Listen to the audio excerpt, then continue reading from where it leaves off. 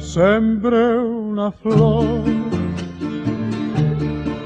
sin interés, yo la sembré para ver si era formal. A los 3 días que la dejé de regar, al volver ya estaba seca, ya no quiso retoñar.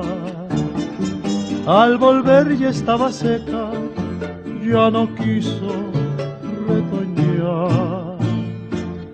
Yo la regaba con agua que cae del cielo y la regaba con lágrimas de mis ojos.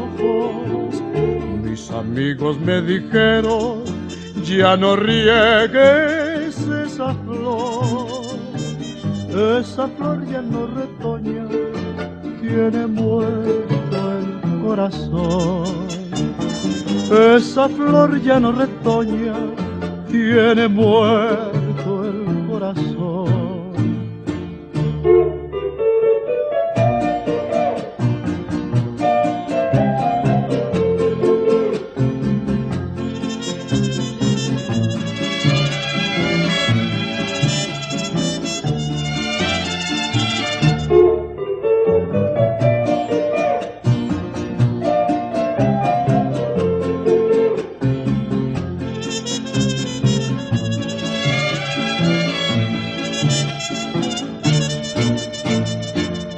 Yo la regaba con agua que cae del cielo y la regaba con lágrimas de mis ojos.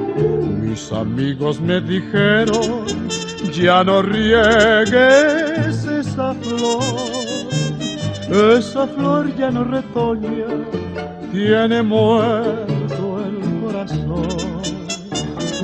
Esa flor ya no retoña, tiene muerto el corazón.